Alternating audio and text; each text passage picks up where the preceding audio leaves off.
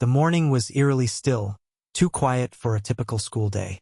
The only noise was the faint hum of the ceiling fan, its lazy rotations filling the void.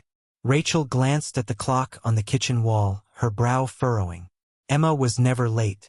Even on her most sluggish mornings, she would already be at the table, barely awake, rushing through breakfast before school. Rachel called out from the kitchen, "Emma, time to get up, honey." Her voice echoed down the hallway but met only silence. Stirring her coffee absent-mindedly, she paused and listened again. When no reply came, unease began to creep in. It wasn't like Emma to ignore her. Setting her mug down, Rachel wiped her hands on a towel and walked to her daughter's room. The door was slightly ajar, a thin ray of daylight slicing through the dimness inside. Rachel pushed it open gently, her heart beating faster.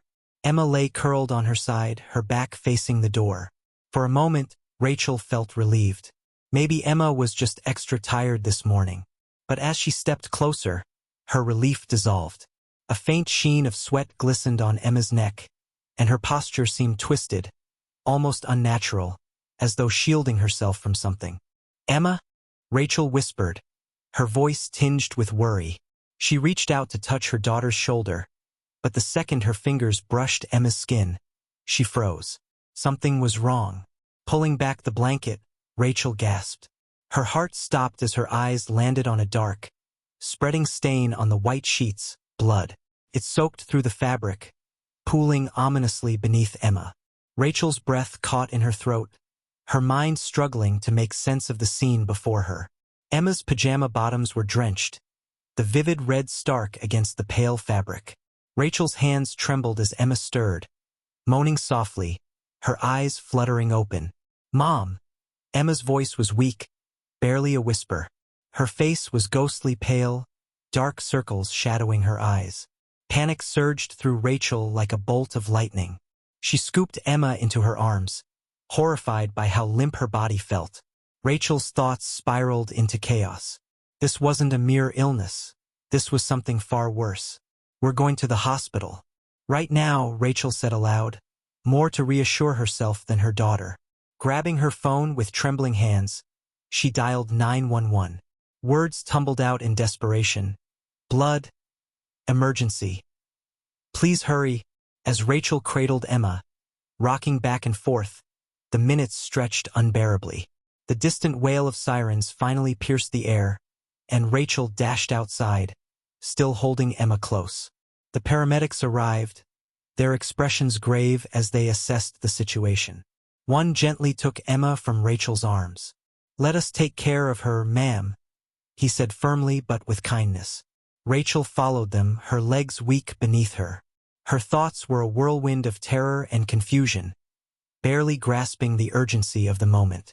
In the ambulance, Rachel clung to Emma's hand, her whispers of prayer barely audible over the chaos. The paramedics worked quickly, their faces unreadable, their silence amplifying Rachel's dread. At the hospital, everything became a blur. Nurses and doctors swarmed around Emma, whisking her away before Rachel could even comprehend what was happening. All Rachel could do was stand there, frozen, her mind paralyzed with fear as her daughter disappeared beyond the emergency room doors. She stood frozen in the sterile hallway, her heart thundering in her chest as she struggled to make sense of the chaos around her. The image of Emma's pale, lifeless body being rushed into the emergency room played over and over in her mind, each repetition more haunting than the last. Time dragged mercilessly as Rachel sat in the waiting room, her hands clenched tightly in her lap. Every tick of the clock felt like a blow, each second chipping away at her composure as the uncertainty gnawed at her sanity. Finally, a doctor emerged from the double doors, his expression heavy with concern. "Mrs. Summers?" he called, and Rachel jumped to her feet so quickly she nearly stumbled. "Yes, that's me," she replied, her voice quivering. "Is she going to be all right?" The doctor exhaled slowly, running a hand through his hair. "Your daughter is stable for now, but we need to conduct further tests. There's still a lot we don't understand at this point. Has she exhibited any unusual symptoms recently?" Rachel's thoughts raced as she tried to piece together any clues she might have missed. She's been really tired lately, she began, her voice shaky. And she's complained of nausea, mostly in the mornings. I thought it was just a stomach bug. I gave her some medicine, but it didn't seem to help. Her belly. It's been getting bigger, but I assumed it was just normal growth. The doctor's frown deepened. Have you noticed any behavioral changes? Anything unusual? Rachel shook her head, tears welling up in her eyes. No, not really. She's been quieter than usual, but I thought that was just because she wasn't feeling well. I didn't think it was serious. I didn't think. Her voice faltered, and she trailed off. The doctor nodded slowly, his tone careful. We'll need to perform an ultrasound and run some blood tests to get a clearer understanding of what's happening. It's possible this is more complicated than it appears. Rachel's chest tightened as his words sank in. Helplessness overwhelmed her as she pictured her little girl lying in a cold hospital room, surrounded by unfamiliar machines and strangers. Please, she whispered, her voice cracking, do whatever you can. She's all I have. The doctor placed a reassuring hand on her shoulder. We'll do everything in our power. Promise. As he walked away, Rachel sank back into her chair, her mind a whirlwind of fear and guilt. She couldn't escape the image of Emma lying so still, her fragile body surrounded by the harsh, sterile light of the hospital. It looked almost peaceful, except for the blood, so vivid and real it felt like a nightmare she couldn't wake up from. The minutes dragged on endlessly, each one heavier than the last. Rachel's mind spiraled, revisiting every decision, every sign she might have overlooked. How had she missed it? How had she let things get this far? Finally, the doctor returned, his expression grave. Rachel's pulse quickened as she braced herself for the worst. We've completed the initial tests, he began, his voice calm but serious. The ultrasound and blood work show that Emma is pregnant. Rachel felt the world tilt beneath her. The words struck like a physical blow, leaving her breathless. No, she whispered, shaking her head in disbelief. That's not possible. She's only 9. I understand how shocking this is, the doctor said gently, but the tests are conclusive. We need to discuss the next steps. At her age, this pregnancy is extremely high risk. Rachel felt as if she were drowning, the walls of the room closing in around her. No, she repeated, her voice rising with desperation. There has to be a mistake. She's just a child. Tears blurred her vision as she struggled to grasp the reality unfolding before her. This couldn't be real. Her little girl couldn't be facing something so unimaginable. But no matter how hard she tried to deny it, the truth remained, stark and unrelenting. The doctor continued to explain the options and risks, but Rachel could hardly hear him. She nodded mechanically, her mind numb. All she could think about was Emma, lying in that hospital bed, her life forever altered by something no child should ever endure. It felt like the ground had disappeared beneath her, leaving her in freefall. Suddenly, the sound of hurried footsteps echoed down the corridor. They grew louder, more frantic, until Rachel turned to see David rushing toward her. His face was etched with worry, exhaustion evident in his disheveled hair and the dark circles under his eyes. He was still in his work clothes, the reflective vest and heavy boots marking him as fresh off a night shift. Rachel, David called out, his voice strained with panic. What happened? I got your message. Is Emma? Is she okay?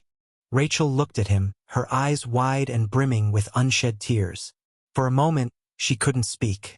The words were too heavy, too impossible to say. But she saw the same fear in David's eyes that had gripped her heart all day, and she knew the nightmare they were living was far from over. She finally found her voice, barely audible, trembling with disbelief. It's bad. David collapsed into the chair beside her, his breathing uneven from the frantic rush to the hospital. He reached out, clasping her hands tightly, as if anchoring himself to the moment through her touch.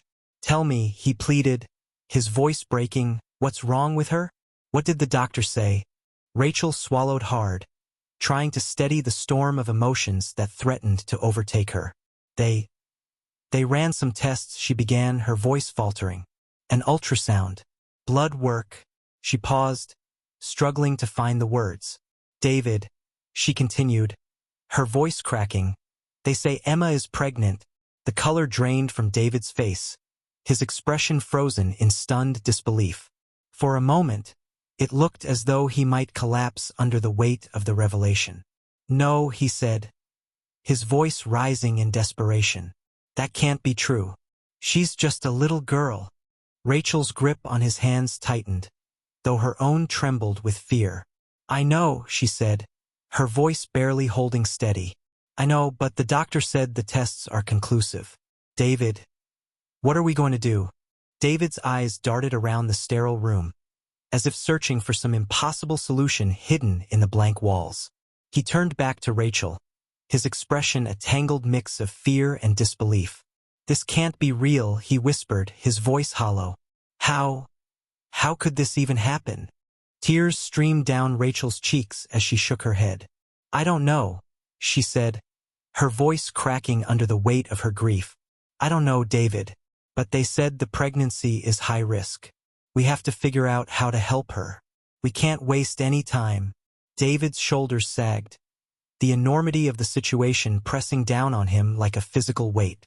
He reached for Rachel, pulling her into a tight embrace, holding on to her as though she were the only stable thing in a world that had suddenly become unrecognizable. We'll get through this, he murmured, his voice lacking its usual conviction. We have to, for Emma. For a moment that felt timeless, they stayed that way, clinging to each other in the face of the unimaginable. David's breath was warm but uneven against Rachel's ear, his arms wrapped around her as though shielding her from the chaos that loomed ahead. Rachel didn't know how long they sat like that. Time felt distorted, stretching and contracting all at once. Finally, she whispered, her voice thick with anguish, I can't lose her, David. She's our little angel, our baby. I've prayed every night, asking God to protect her, to keep her safe. I can't let her go. David tightened his hold on her, his voice raw as he tried to offer reassurance. We're not going to lose her, Rachel, he said. We'll fight this, together.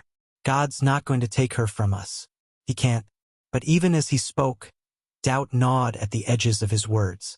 A man of quiet faith, David had always trusted in God's plan without question. Now, staring into the face of this unimaginable nightmare, his belief wavered. How could a loving God allow something so devastating to happen to an innocent child? How could this be part of any divine purpose? The sound of the waiting room door creaking open broke through the tension. A nurse stepped in, her expression solemn. Mr. and Mrs. Summers, she said softly. The doctor is ready to speak with you now. David and Rachel exchanged a glance, their shared fear unspoken but palpable. They stood, hands still tightly clasped, and followed the nurse down the brightly lit hallway. Every step seemed to echo with the weight of their dread, the walk stretching endlessly. In the small consultation room, the doctor was already seated, his focus on Emma's chart. He looked up as they entered, his expression composed but tinged with quiet compassion. Please have a seat, he said, gesturing to the chairs opposite him. Rachel and David sank into the seats, their hands still intertwined, holding on to each other as though it were the only thing keeping them grounded. The doctor closed the chart, leaning forward slightly, his tone measured but gentle. We've completed Emma's blood tests and ultrasound, he began. I'm afraid the results confirm what we suspected. Emma is pregnant. There has to be a mistake. David blurted, his voice thick with disbelief. She's only 9. How could this happen? Are you certain the tests are accurate? Rachel's voice was faint, laced with desperation. The doctor nodded solemnly, his expression heavy. I understand how overwhelming this must be, but the results are definitive. Emma is pregnant. Given her age, this situation is extremely high risk. We need to talk about possible outcomes and make some critical decisions. Rachel's mind reeled, the room spinning around her. Everything inside her rebelled, screaming that this couldn't be real. But the clarity of the doctor's words left no room for denial. What does this mean for her? She managed, her voice trembling. Is there a way to keep her safe? The doctor hesitated, carefully choosing his response. At Emma's age, carrying a pregnancy to term is extraordinarily dangerous. Her body is not developed enough to withstand the physical strain. The risks to both her and the baby are significant. If the pregnancy continues, it will require constant medical supervision, and even then, early delivery via cesarean section may be necessary. But the dangers remain very real. Rachel's stomach twisted at his words. The thought of her delicate, fragile daughter enduring such an ordeal was unbearable. And, if we end the pregnancy? David's voice was barely above a whisper. The doctor exhaled deeply, the sound heavy with the weight of his words. Terminating the pregnancy also carries risks, especially given her age and stage of development. We would need to act quickly to reduce the likelihood of complications, but it's not without danger. Ultimately, the choice is yours. However, I must emphasize that both paths are fraught with significant challenges. A suffocating silence descended upon the room, the enormity of the decision pressing down on Rachel and David like a crushing weight. Rachel's thoughts raced, tangled in a web of fear and confusion. How could they possibly choose between two options, each terrifying in its own way? How could they determine which path would cause the least harm to their little girl? Tears filled Rachel's eyes, spilling freely down her cheeks. "I don't know what to do," she whispered, her voice breaking. "I just want her to be okay. I just want my baby to be safe." David reached out, brushing away her tears with a trembling hand, his own eyes clouded with sorrow he couldn't fully hide. "We'll figure this out," he said softly, though the words felt hollow even to him. "We have to, for Emma."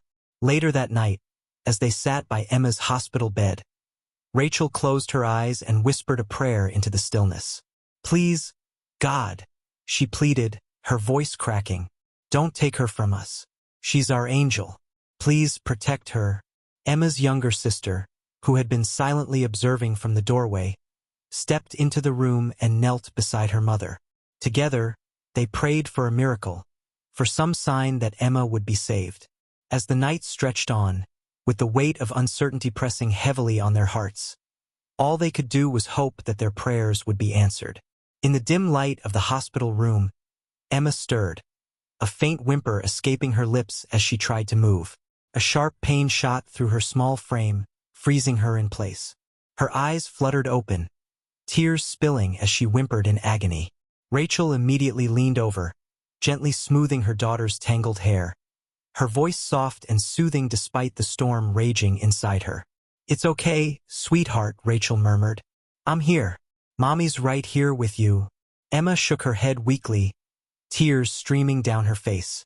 Her voice, broken with despair, shattered the fragile calm. "Mom," she choked out between sobs, "I can't take it anymore. I just want to sleep forever so the pain will stop." The words pierced Rachel like a dagger, leaving her breathless. Her heart felt as though it had been crushed, but she forced herself to stay strong, swallowing the sob rising in her throat. "Emma, please don't say that," she whispered, her voice trembling. "We're going to get through this. I'll do everything I can to help you. Sweetheart, you just have to stay strong. Okay?" But as Rachel gazed into Emma's tear-filled eyes, she knew her words barely reached through the overwhelming pain her daughter was enduring. Exhausted, Emma drifted back into a restless sleep, her tiny frame racked by discomfort.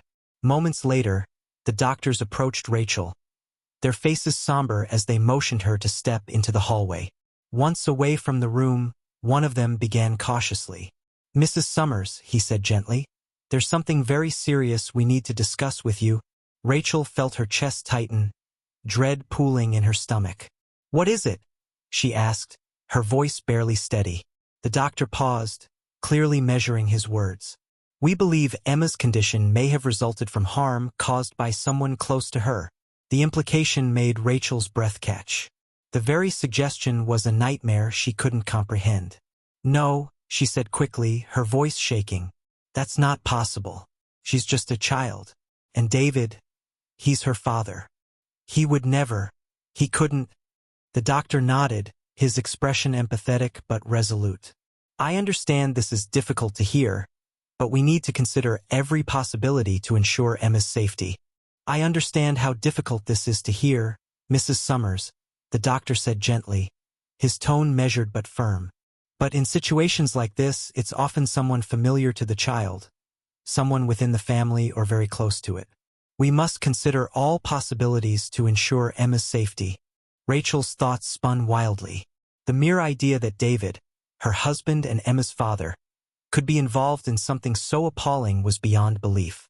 She clung to the conviction that it wasn't possible, that there had to be some other explanation. No, she said firmly, shaking her head as though rejecting the very notion. I trust David. He would never harm Emma. The doctor held her gaze, his expression both compassionate and resolute. I sincerely hope you're right, Mrs. Summers. But we must prioritize Emma's safety, and that means asking some very difficult questions. Please try to talk to her. See if she recalls anything or if there's someone she's afraid of. Our only concern is protecting her. Rachel gave a slow nod, her emotions in turmoil. She knew she needed to focus on Emma and uncover what had happened. Yet even considering the possibility of David being involved felt like a betrayal. But Emma's safety came first, even if it meant confronting a truth too painful to imagine. As she walked back to Emma's room, Rachel's heart ached, torn between fear and disbelief. Could it really be true?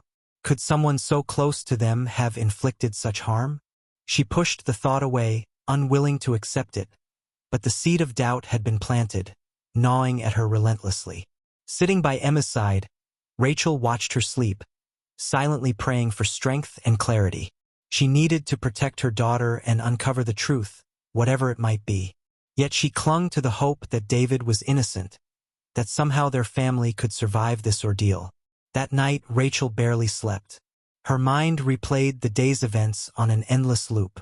The house was silent, a stark contrast to the storm raging inside her. Minutes crawled by as she lay staring at the ceiling until, unable to bear the weight of her thoughts any longer, she got up to occupy herself. Rachel quietly made her way to Emma's room, planning to tidy up while her daughter rested. The faint scent of lavender from Emma's favorite diffuser lingered in the air, offering a small sense of calm amidst the chaos. Rachel began gathering scattered toys and clothing, trying to restore some semblance of order.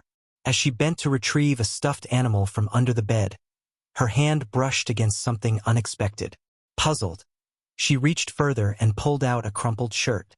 Her breath caught as she recognized it immediately. David's shirt, a faded blue button-up he often wore around the house. It was comforting in its familiarity, yet its presence in Emma's room felt deeply unsettling. Rachel held it up to the dim light, her heart sinking as she noticed dark stains near the collar. Blood. For a moment, her mind went blank. She stared at the shirt, struggling to process what she was seeing. With trembling hands, she pulled back Emma's bed covers, her eyes scanning the sheets. Near the edge of the mattress, faint traces of blood confirmed her growing dread. Her stomach churned as the reality of her discovery began to sink in. The doctor's earlier suspicions came rushing back. Could it really be true? Could David have been involved in what happened to Emma? The thought alone was unbearable, but the evidence was undeniable. Rachel's hands shook violently as she dropped the shirt onto the bed and stumbled back, feeling as though the ground was collapsing beneath her. Her mind raced, torn between love, disbelief, and an unrelenting need to protect her daughter. She knew she had to act, but calling the police on David, the man she had loved and trusted for so many years, felt like an unbearable betrayal. Still, Emma's safety outweighed everything else. With her heart pounding, Rachel picked up her phone and dialed. Her voice quivered as she spoke, each word like acid on her tongue. Yes, I need to report something. It's about my husband. I found evidence that he may be involved in what happened to our daughter. Within an hour, police officers arrived at the house. After listening to Rachel's account and reviewing the evidence, they turned to her, speaking gently but firmly. We need to take Mr. Summers into custody for questioning. David's face was a mix of shock and confusion as they placed him in handcuffs. Rachel, what's happening? I don't understand, he said, his voice filled with disbelief. But Rachel's fury, long suppressed, erupted with uncontainable force. The betrayal and pain she had been holding back now poured out in a torrent. "You don't understand," she shouted, her voice raw with anguish. "How could you, David? How could you do this to our little girl?" Her words cut like a whip, fueled by the overwhelming sorrow and anger she felt. David's eyes widened, his voice breaking as he tried to defend himself. "Rachel, I swear I didn't." David's voice trembled with desperation, but Rachel cut him off, her entire body shaking with fury. "I trusted you. We all trusted you. And now this." Her voice cracked with anguish as she spat out the words. "I hope you rot in jail for what you've done." Tears streamed down her face, flushed with a mixture of grief and rage. The man she had once loved now felt like a stranger, a figure she could only despise. Unable to bear looking at him any longer, she turned away. As the police car drove off, taking David with them, Rachel collapsed onto the floor. Clutching Emma's younger sister tightly, she sobbed, her cries echoing in the silent house. "Why, God? Why us? Why my babies?" she wailed, her voice hoarse with despair. Her world felt like it was shattering, piece by piece, with no way to stop it. In the days that followed, Emma, sensing the tension but too young to fully grasp the situation, frequently asked about her father. "Where's Daddy? Why hasn't he come to see me?" she would ask, her innocent eyes wide with confusion. Each question broke Rachel's heart a little more. She struggled to shield Emma from the grim reality of their lives, deflecting the questions as best as she could. Amid her own emotional chaos, Rachel noticed changes in Emma's behavior. The child seemed increasingly restless. One afternoon, while the doctor was checking Emma's vitals, Emma looked up at Rachel with pleading eyes. "Mom, can we go home soon? I don't like it here. I just want to go home," she said softly.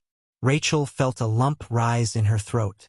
She longed to take Emma back to the safety and comfort of home, but doubts lingered. Could they really manage it? She glanced at the doctor, silently pleading for reassurance. The doctor, after a thoughtful pause, nodded. "Emma's condition has stabilized," he said gently. "Her pain can be managed with medication. As long as she takes it easy, there's no reason she can't go home for a few days. But she will need to return for regular checkups." Relief washed over Rachel. She exhaled deeply, not realizing she had been holding her breath. "Thank you," she whispered, her voice filled with gratitude. As they prepared to leave, Rachel helped Emma out of bed. Her breath hitched when she noticed just how much Emma's belly had grown. It was almost surreal, a stark contrast to the vibrant, carefree child Emma had been only months ago. The sight filled Rachel with a deep sadness, but also with a fierce resolve. No matter what, they would get through this together. The drive home was quiet. The weight of recent events hung heavy in the air. Emma stared out the window, her expression a mix of exhaustion and relief. Rachel kept glancing at her in the rearview mirror, searching for any signs of discomfort, but Emma seemed lost in her thoughts. When they finally pulled into the driveway, Emma's younger sister, Lily, came running out of the house.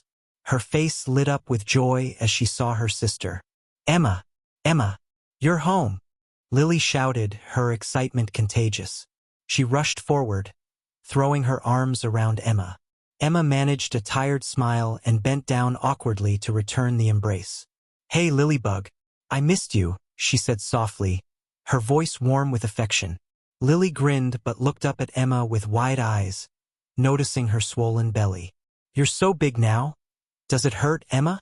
Emma shook her head, forcing a reassuring smile. "Not too much, Lilybug. The doctors gave me medicine to help," she said gently. Watching their exchange, Rachel felt a lump in her throat. The innocence of Lily's concern and Emma's effort to comfort her sister made the moment bittersweet.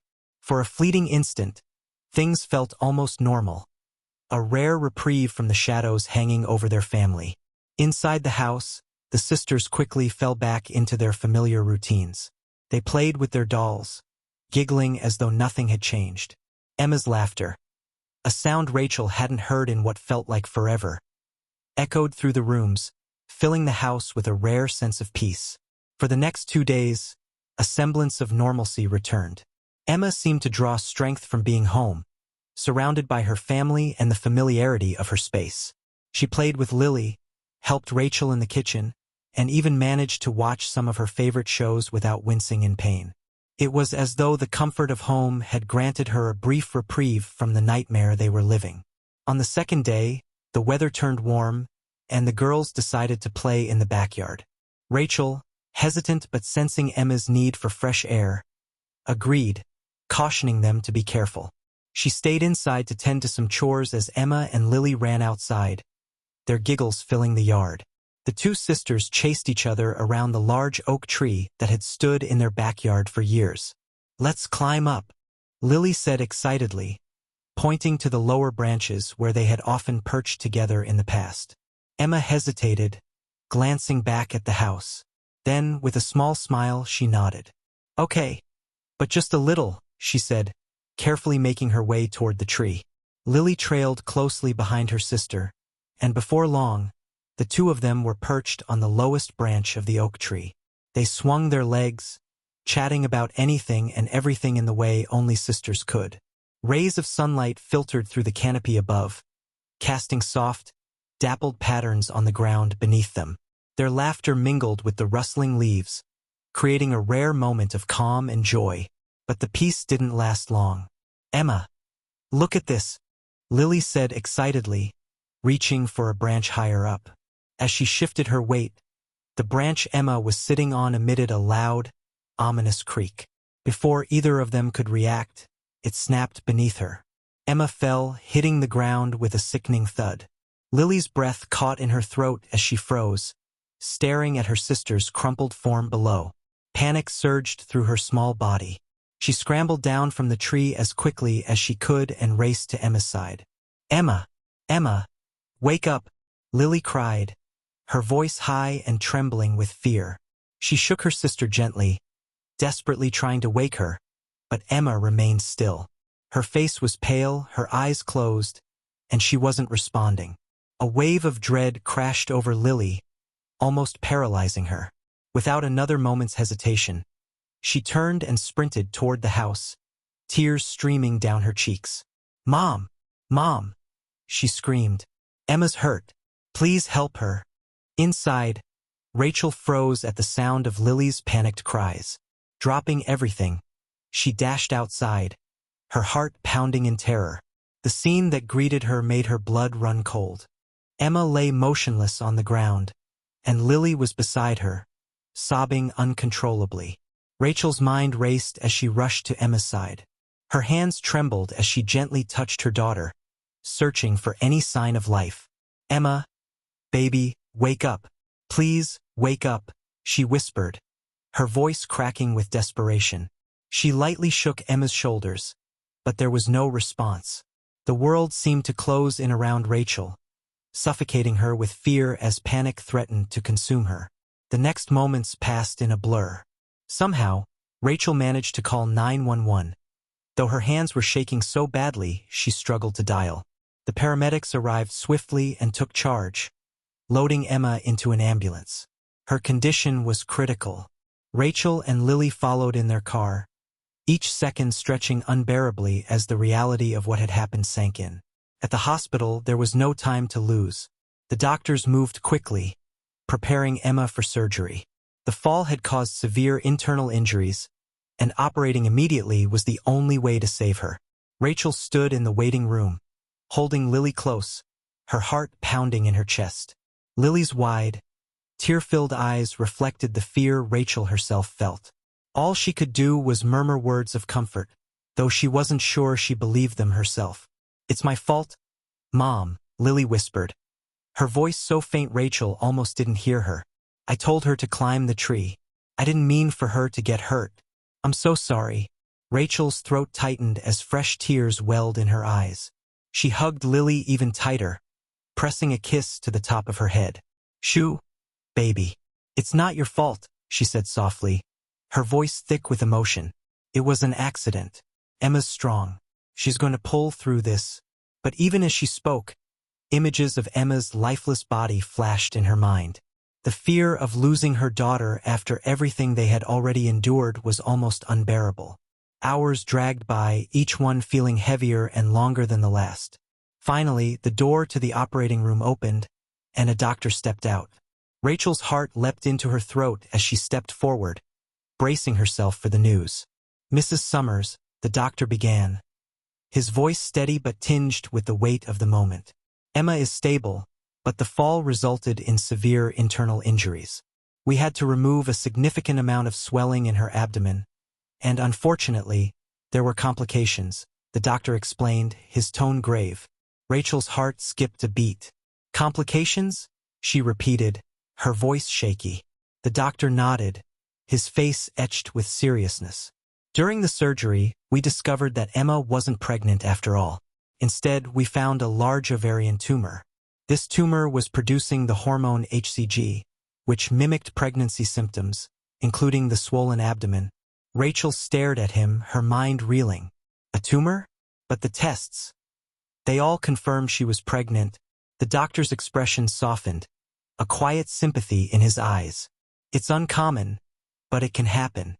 The tumor was pressing against her organs, causing symptoms that closely resembled pregnancy. "We've removed it and we're optimistic about her recovery. However, the next few days will be crucial." It felt as though the ground beneath Rachel's feet had shifted. The months of confusion, fear, and doubt. They all stemmed from a tumor, not a pregnancy. A storm of relief and bewilderment churned inside her, leaving her almost numb. "Will she be okay?" she finally managed to ask. The doctor offered a reassuring smile. "We're doing everything in our power." The surgery was successful, but we'll need to monitor her closely to ensure there are no further complications. As the doctor walked away, Rachel sank into the nearest chair, her body trembling as a fleeting sense of relief washed over her. She pulled Lily onto her lap, holding her tightly as she murmured a quiet prayer of gratitude. The nightmare wasn't over, but for the first time in months, there was a glimmer of hope. The hours that followed blurred together, a mixture of anxious waiting and hushed conversations with the hospital staff. News of Emma's condition eventually led to David's release, as the medical reports clarified the truth. When he arrived at the hospital, his face was a portrait of exhaustion, guilt, and relief. Rachel, who had been consumed by anger, now felt it give way to a deep, lingering sadness. Seeing David's haunted expression, she realized they had both endured more than enough pain. Rising from her seat, she stepped forward and embraced him tightly. Together, they broke down, their tears a silent acknowledgement of their shared anguish. "I'm so sorry, Rachel," David choked out, his voice trembling with emotion. "I should have been here. I should have protected her." Rachel's voice wavered as she responded, "We'll get through this together." When they were finally allowed to see Emma, she lay unconscious, her fragile body swathed in bandages. Yet she was alive. Rachel sat by her bedside, clutching Emma's hand, while David stood behind her with his hand resting on her shoulder. Together, they watched the steady rise and fall of Emma's chest. "She's going to be okay," Rachel whispered, though the words seemed more for herself than anyone else. The overwhelming relief after months of fear brought tears streaming down her face. In the days that followed, Emma's condition gradually improved. Her color returned, and she eventually opened her eyes, offering a weak but heartfelt smile at the sight of her family gathered around her. Those moments of progress, however small, felt like lifelines pulling them out of the nightmare they had been trapped in. As weeks passed, Emma's recovery continued steadily. She regained her strength little by little, her movements still cautious, but her eyes now sparkled with the vitality they had thought lost. It was as if the ordeal had granted her a profound sense of understanding and wisdom beyond her years. One peaceful afternoon, Emma rested in her bed while her family surrounded her. The golden light of the setting sun bathed the room in warmth, creating a serene and comforting atmosphere. Breaking the quiet, Emma's soft yet clear voice drew their attention. "Mom, Dad, Lily," she began, her eyes fluttering closed for a moment as she gathered her thoughts. "I need to tell you something. When I fell from the tree, I saw something." It wasn't just darkness. I wasn't scared, and I didn't feel any pain. Rachel and David exchanged a look, leaning in closer as their hearts raced with both curiosity and concern. Lily, who had been quietly playing with her doll, froze, her wide eyes fixed on her sister. "What did you see, sweetheart?" Rachel asked gently, her voice barely above a whisper. Emma's eyes opened, a serene smile spreading across her face. "I was in a garden," she said, her voice tinged with awe. "It was the most beautiful place I've ever seen. There were flowers everywhere, colors so bright they didn't seem real. The air smelled sweet, like fresh roses, and there was a light. It wasn't the sun, but it was all around me. I felt safe." David's hand tightened around Rachel's as they listened intently. "Did you see anyone there?" he asked, his voice hushed. Emma nodded slowly, her smile deepening. "There was a man. He stood near an old tree in the middle of the garden. He had the kindest eyes, and when he smiled at me, I felt like I'd known him forever. Like he'd always been there, watching over me." Rachel's breath hitched, her emotions a mixture of wonder, disbelief, and something she couldn't quite name. Emma's voice softened further. "He didn't say anything, but I felt something, like a warmth spreading through me. It was peaceful." Then he reached out his hand. Her words trailed off, her expression wistful as she left the rest unspoken. The room fell silent as Emma's words hung in the air, carrying a weight that left her family momentarily speechless. "I heard your voice, Mom. You were calling me, and then I woke up," she said softly. Each family member grappled with the meaning of her revelation. Rachel's mind raced, recalling the many sleepless nights filled with desperate prayers, anger, and moments of wavering faith. Could this moment, these words, be the answer she had been searching for all along? A sign that, despite everything, they had never truly been alone? Tears filled Rachel's eyes as she leaned forward and gently tucked a strand of Emma's hair behind her ear. "You saw God?" she asked, her voice barely steady. Emma met her mother's gaze, her expression serene. "I think so, Mom. It felt like he was telling me everything would be okay, that it wasn't my time yet. He was there with me, and he's still with us now."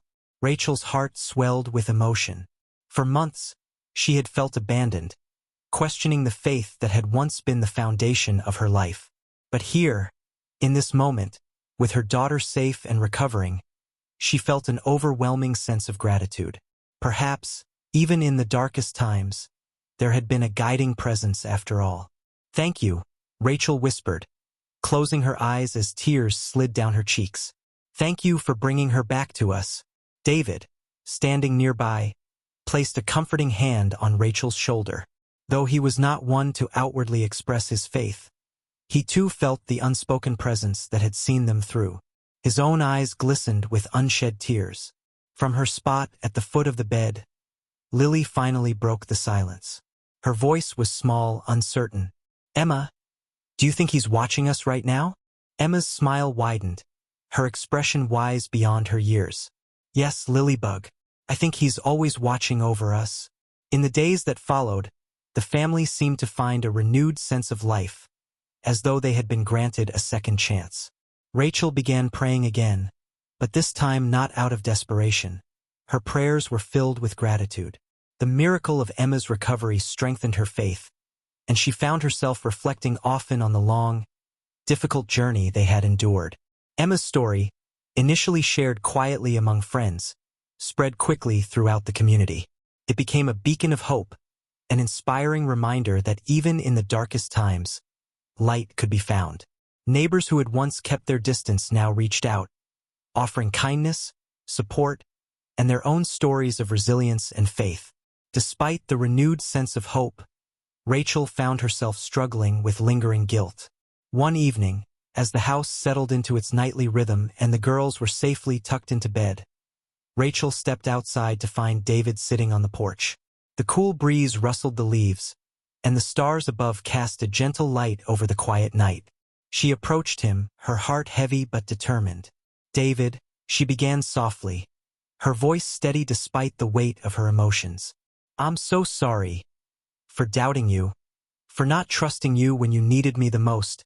David turned to her, his expression kind though shadowed by pain. "Rachel, you don't need to apologize. We were all scared. We were just trying to protect Emma in the best way we could."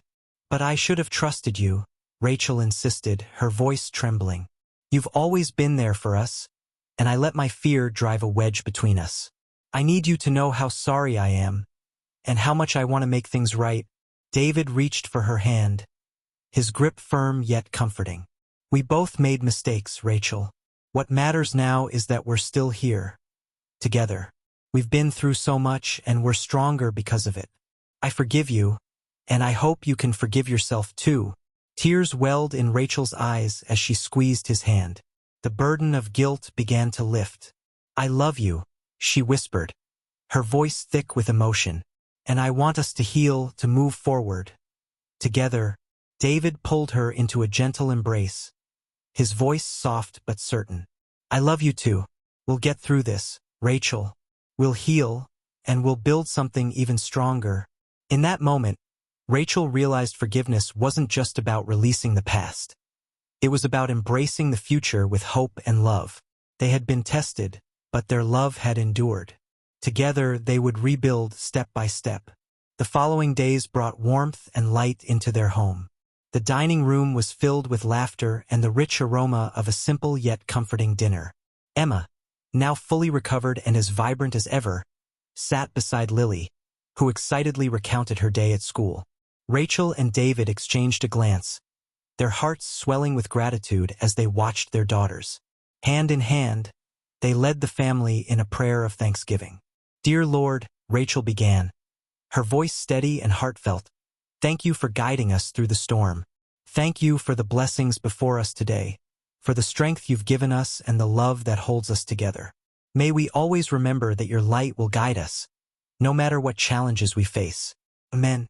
As the family echoed the prayer, their voices were filled with sincerity and peace. Each laugh, each smile, each shared moment was a reminder of how far they had come. "I'm glad we're all together," Emma said, her eyes shining with joy. Rachel reached over, gently running a hand through her daughter's hair. "So are we, sweetheart. So are we." In the warmth of their home, surrounded by love, they knew that no matter what the future held, they would face it together, with faith, hope, and the unshakable knowledge that they were never truly alone.